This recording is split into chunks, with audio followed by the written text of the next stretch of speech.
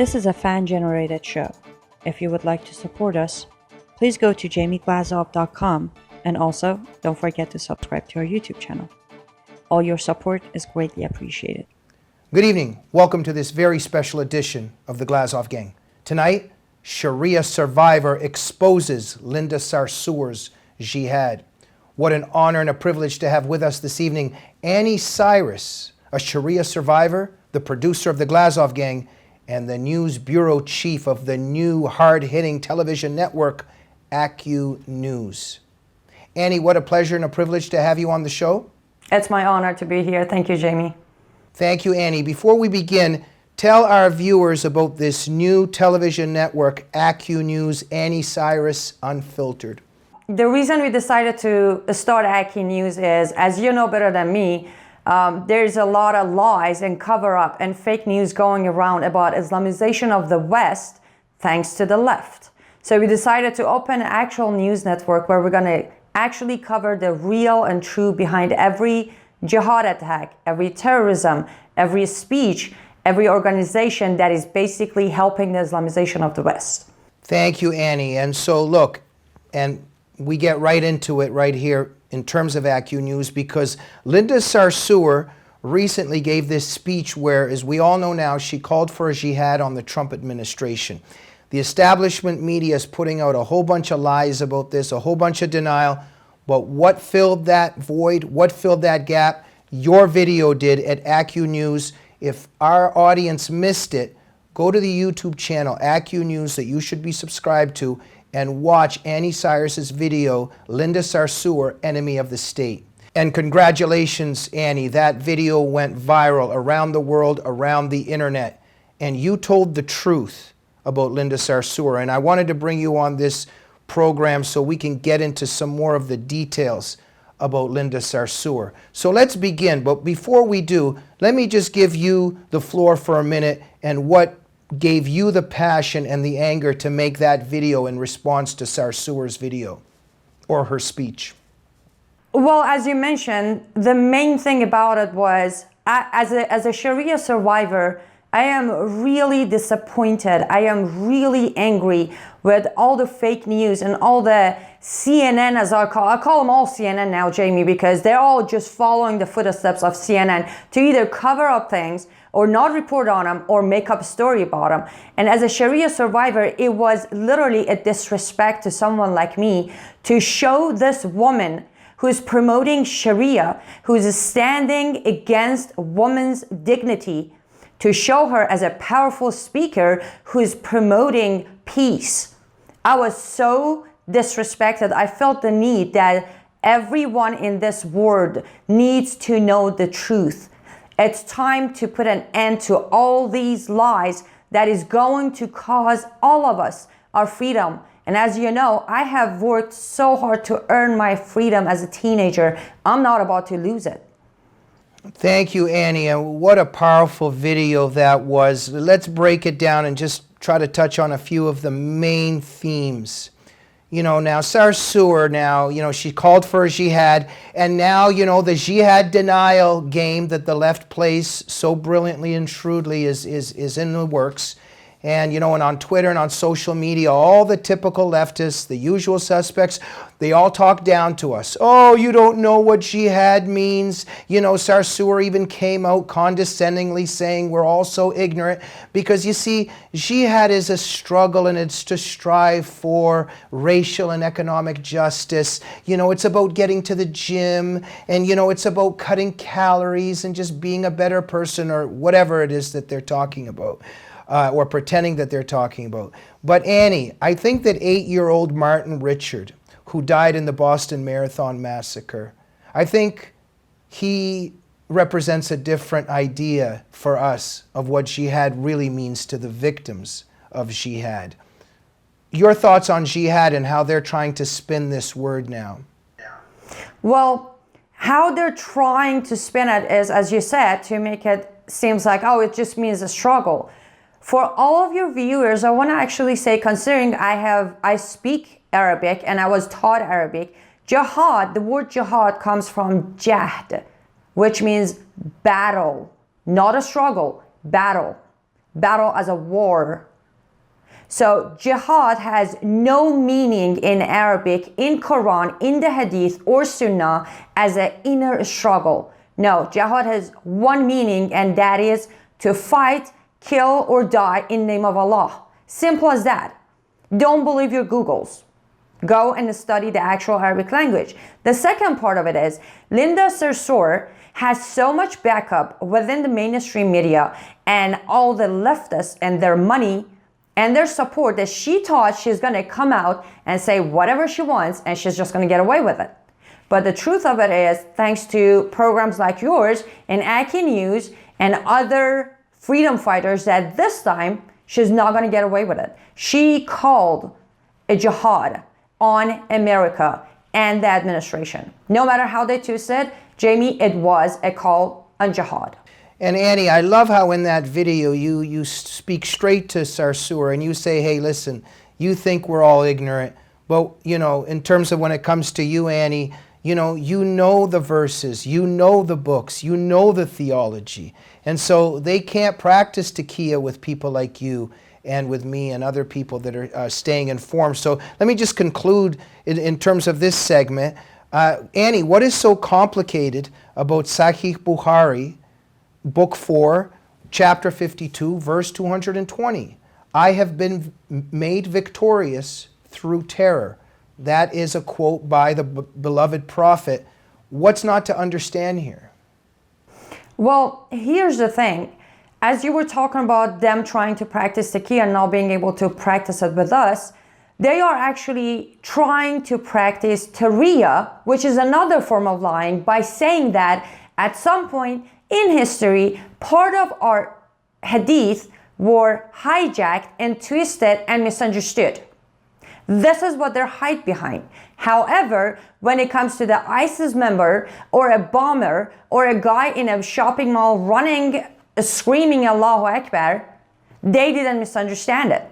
And when they commit the jihad, when they commit the terror, when they kill innocent people, none of these people, including Linda Sarsour, they don't come out and say, we condone what they did. They don't come out and say, they didn't do this because our prophet went and killed innocent people, and our prophet had no choice to win and further the agenda of Islam, but to behead innocent people.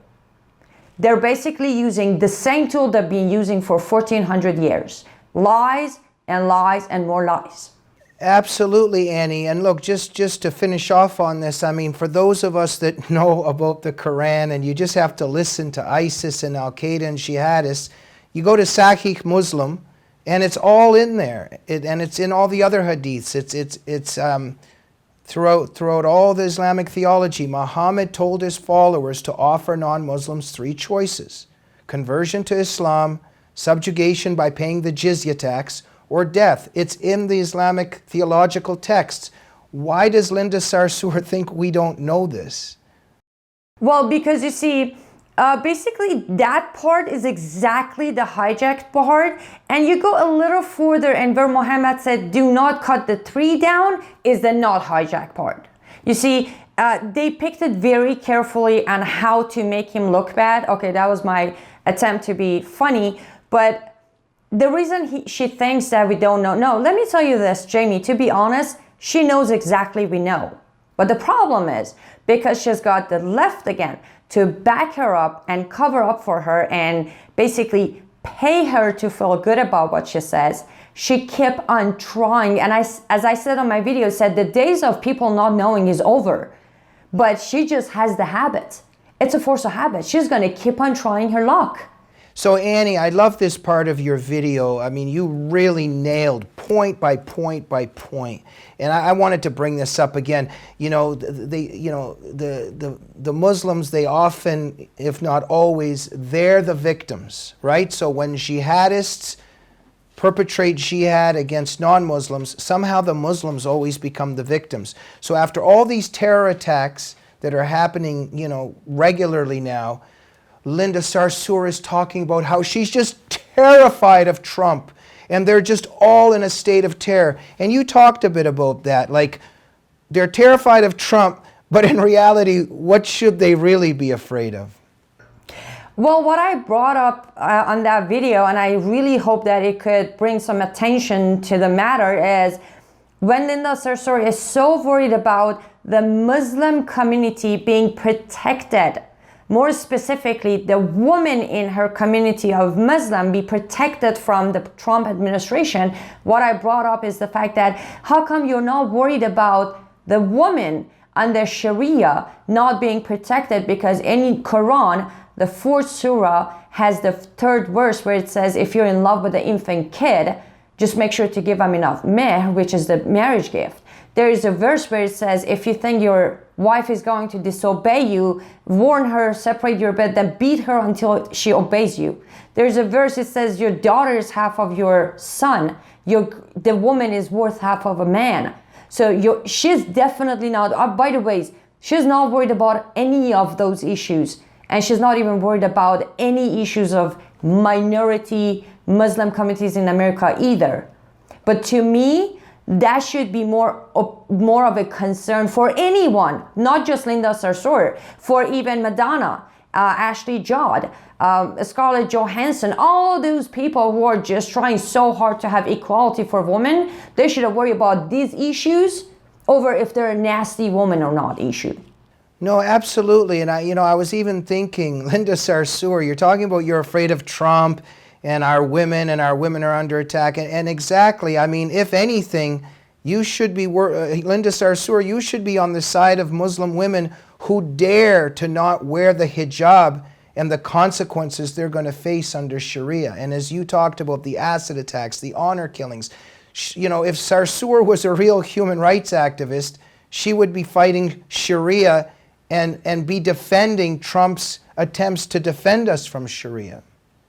Well, to be honest, my point is, if Linda Sarsour was a real human, she would have first removed that headscarf and free herself from not being noticed and abused. Let's not even worry about the activism part. She's oppressing herself. So you really think she's going to care about somebody else's life? And thank you so much, Annie, and you spoke the truth on that powerful video you did. And let's touch on this right now because it's never mentioned and almost never mentioned in our culture and never mentioned on CNN or MSNBC. Look, you go to the Quran,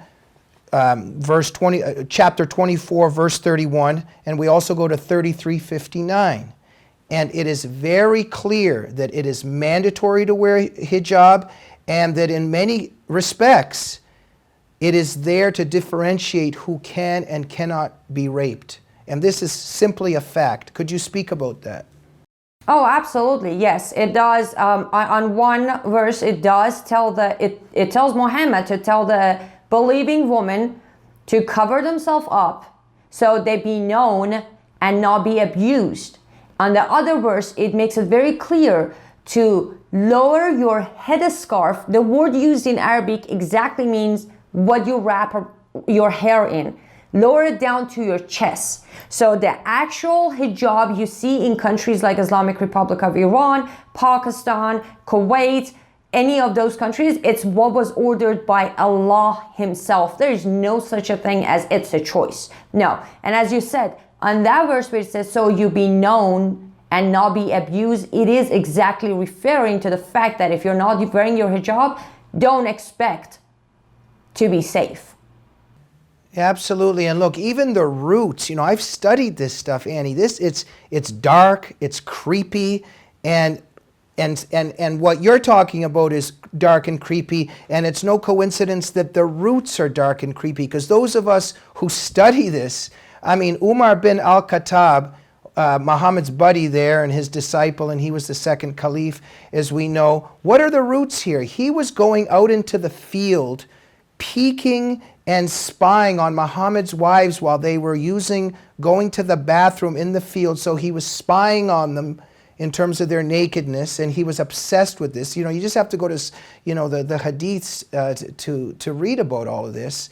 And he kept telling Muhammad, oh, you've got to cover the women up in the fields, and we need to do it for modesty and things like that. But, the verses are very clear, and the scholars have pointed out that this guy Al-Khattab was really, what he was asking for was, he wanted to know who he could and could not molest and rape. And so the women that were going to be covered up that he was spying on, those that were covered up he couldn't molest. So even the roots here are creepy. Exactly. That all came from the Umar you're talking about, which is the second caliph of Sunni Muslims. He is known to have the biggest number of sex slaves. And yes, exactly as you said, he always wanted to know the difference between Muhammad's wives and Muhammad's sex slaves, because he was allowed to do whatever he wanted to do with the sex slaves. And this is where the hijab comes from, right? He wanted to know who he could touch. That's exactly actually where the burqa came from. Because burqa isn't mentioned in Quran. Muhammad ordered the burqa to be covered completely. So one, they be known. Secondly, people like Omar wouldn't have the ability to fantasize about the Muslim woman. Right. And so we know about this, and they're not going to trick everybody, and we got to get the information out. And Annie, you're getting all this knowledge and truth out. You touched on Islamophobia, which Linda Sarsour did, and you pointed out very correctly that, a phobia is an irrational fear. Now, is the fear of Islam irrational or rational? Well, to be honest, for someone like me, it's 100% rational. Under 100% Sharia in Islam, I was raped, I was put in prison, I was sold to marriage, I was beat up, and all of this happened before age 15. So I was a little girl when all of this happened to me. So my fear is as rational as it gets. Now, when we move toward the West, everybody in the West also has a very rational fear, because as I said on my video, every time we turn our head, there is a bomb going off, there is a person blowing off, there's a blowing up, there's a person shooting people, there's a person grabbing a knife and beheading people, and they all have one thing in common: they're all Muslim. So it's a rational fear.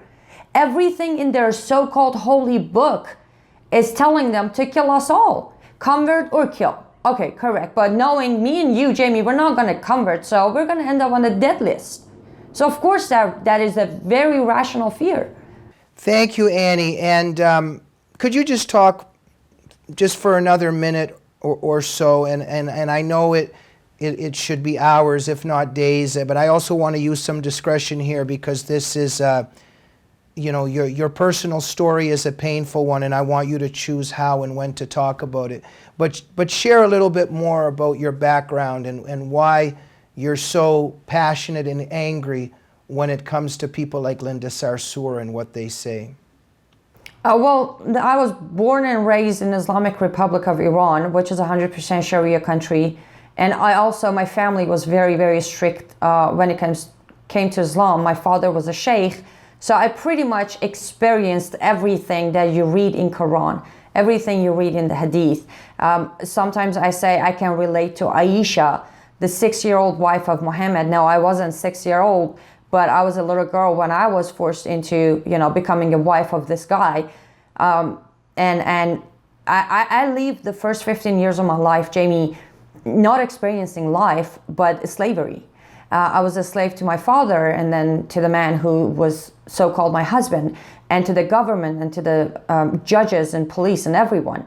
So when I finally escaped and legally made my way to America, I always promised myself that no matter what, one, I will never lose my freedom again, and two, I will never be enslaved to them again.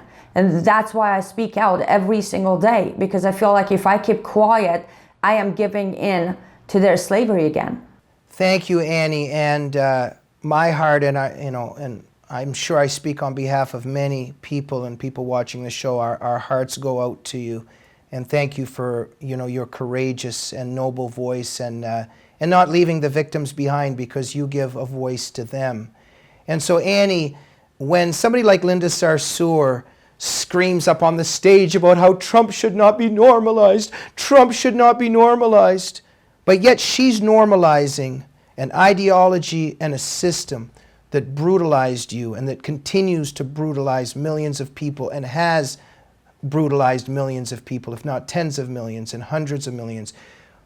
Your feelings and thoughts when you watch somebody like Sarsour normalizing Sharia and arguing how Trump shouldn't be normalized?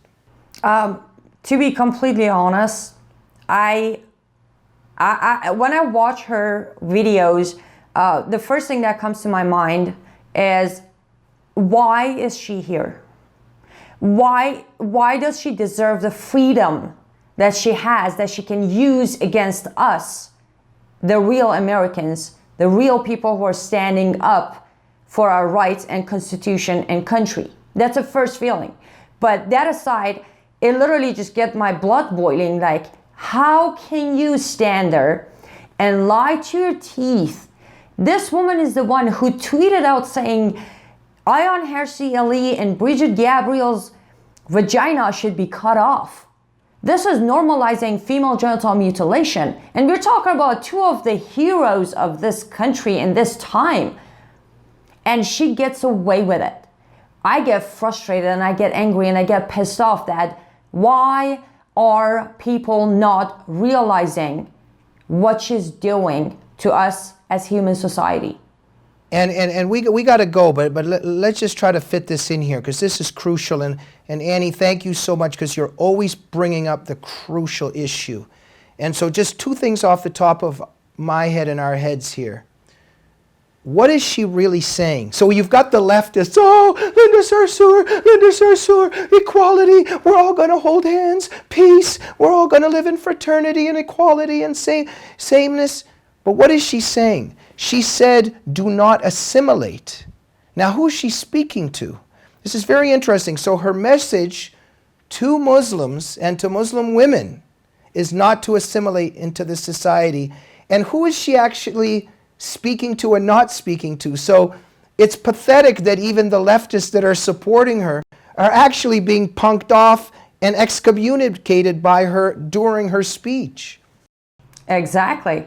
That's how smartly she is winning over the dumbed down, delusional, hateful left. Annie, who is Linda Sarsour? As I called her, the enemy of the state. But in my belief, bottom of my heart, she is evil. She is Sharia. And she doesn't care. She won't stop at anything until she brings Sharia to this country. You know, and at the end of your video, you talked about buying her a one-way ticket to a Sharia land. And this is very interesting because she's so outspoken and she's speaking and she's so... The only reason she has this freedom is because she's in the country that she hates. So let's finish with that. If you bought her a one-way ticket and she accepted it, where do you think she should go? I personally would say we should send her to Islamic Republic of Iran. She's going to last between 2 to 5 days before she's arrested, put in prison, lashed, and executed. Perhaps Sharia is not such a wonderful thing after all. Anni, Cyrus, thank you so much for your nobility and your courage. We sometimes refer to you as a survivor, but I see you as a soldier. Before we go, AcU News, where do people find you and this very important, powerful new television network dedicated to stopping Islamization? Well, everybody can go to acunewsdaily.com. That's acunewsdaily.com. We are also on YouTube and Facebook under AcU News. Those are the channels that they can find us on. And your final words of wisdom. Get educated. Learn about Sharia. We only have one enemy at the moment, and that is Sharia and Islam. Learn about it. Get other people to learn about it, because we are in a war for our freedom and, as I always say, the future of our children.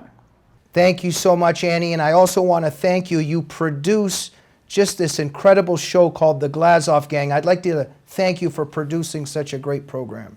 Well, I want to thank you for allowing me to be the producer of The Glazov Gang. It has always been an honor for the last 5 years to be part of this program.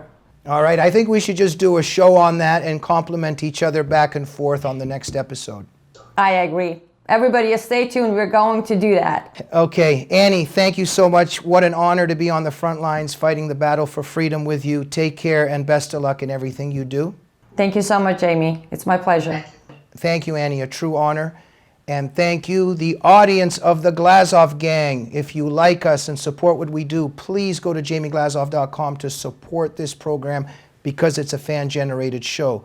If you're a subscriber of the YouTube Glazov Gang channel, fantastic, but please motivate and inspire other people to become subscribers of the YouTube channel as well. Good night.